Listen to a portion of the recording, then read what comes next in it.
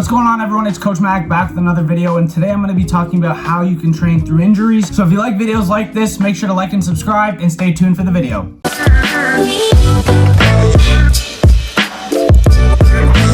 Okay, the first thing with training with an injury is understanding you actually can. You just need to do it safely. So what do I mean by that? Let's say you have an upper body injury, let's say at the elbow. You have to realize you can't really use the elbow a whole lot. You have to use it with its limitations. So you can still do lower body training as long as you're not doing excessive jumping where the elbow is going to be swinging a lot, as long as you're not doing things that can aggravate it. So when I had an elbow injury, for example, I could still do machines with the leg extension, curls, leg press. I could still load it up quite well. I could still do a front squat with my hands out like this so I could hold it in place. So you have to realize you still can train through the injuries you have, and you just have to make sure you do it safely. So if you had an elbow injury, doing cleans, that's not the best idea. You're going to hurt your elbow even more. Additionally, if you're doing jumps and you swing your elbow a lot and it causes pain, that's not the best idea. So take that into consideration when you're training. You still can. So it's like, oh, I have a knee injury, I have an arm injury. You can still do other things, and you can still train the upper body depending on what the injury actually is. You just have to be smart and understand what aggravates the injury you have and avoid that. Tying into that, the big thing a lot of people don't understand is the difference between pain and discomfort. So a lot of people, when they have an injury, they don't want to train it because it feels weird. They think discomfort is the same thing as pain. You have to understand discomfort is probably because it's weak now. You injured the muscle, you injured whatever it is, it's a lot weaker now, so it's going to feel a lot different than a normal muscle, and you can tell the difference, right? When you have something that's a lot weaker, it's going to feel a lot different than the other side, and that's where you get discrepancies from a left side to a right side, different muscles being stronger than the others and compensation. So understand that discomfort is a lot different than ow, ow, ow, oh no, I think this is gonna get me injured. Discomfort versus pain. Understand the difference. You can train through discomfort, but don't train through pain. Discomfort is gonna be you getting over that hump. When I first tore my ankle, it felt really weird getting into the rehab. It didn't hurt. It just felt weird because it's new and the ankle's weak. So doing low weight for ankle training, for let's say doing inversion banded, inversion eversions, it felt really weird because it was weak. But if it was super painful or caused any pain, you stop there. Tying into that discomfort and pain, now when you train that injured muscle,